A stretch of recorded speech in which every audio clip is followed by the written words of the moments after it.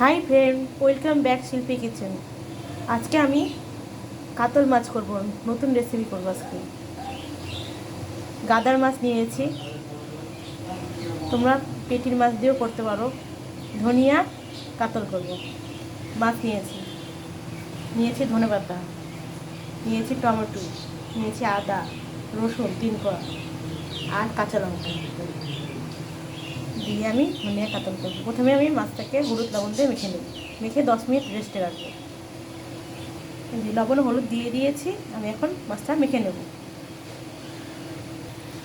এবার আমি মাছটা ভেজে নেব।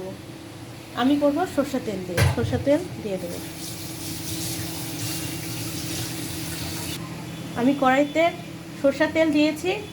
এখন আমি একটু গরম হোক, ততক্ষণে আমি টমেটোটা কেটে নিই। দিয়ে দিব টমেটো,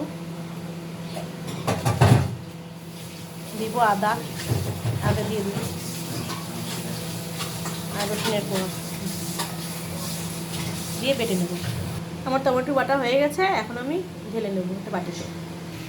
তেল গরম হয়ে গেছে, আমি এখন মাছটা ভেজে নেব। কাতল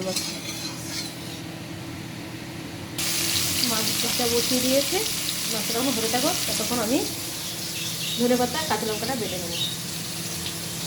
এবার আমি ধনেপাতাটা বেটে নেব, আমি মাছটা উল্টে দেবো।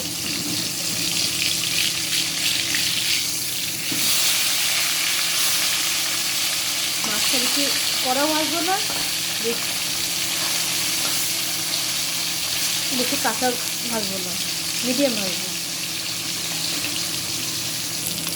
এবার মাছ ভাজা হয়ে গেছে, এবার আমি নামিয়ে নেব।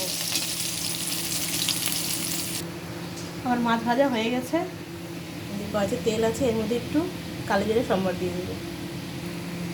তেল গরম হয়ে গেছে, আমি তেজপাতা আর শুকনো লঙ্কা দিয়ে দেবো।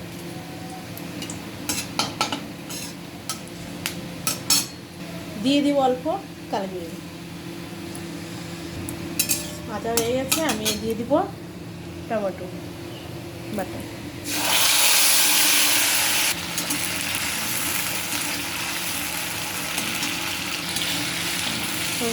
আমি দিয়ে দিব পেঁয়াজ, একটু লঙ্কা বাটা, পেঁয়াজ আর লঙ্কা বাটা দিয়ে দিলাম। দিয়ে দিব লবণ,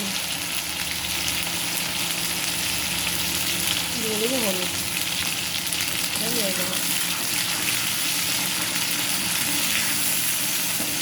মতন দিয়ে দিয়েছি হলুদ লবণ, কষে নেব।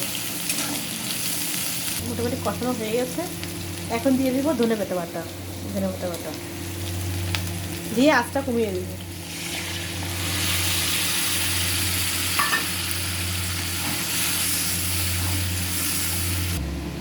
এবার এটা ফুটুক, যতক্ষণ তেল না হবে তখন ফুটুক, তারপর মাছগুলো দিয়ে দেবো। এবার আমি মাছটা দিয়ে দেবো।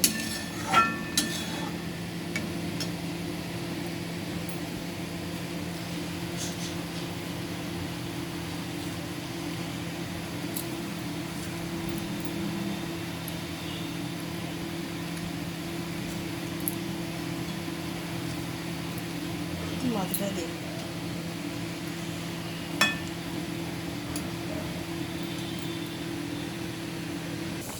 আমার ধনিয়া কাতল রেডি, এখন আমি নামিয়ে দেব।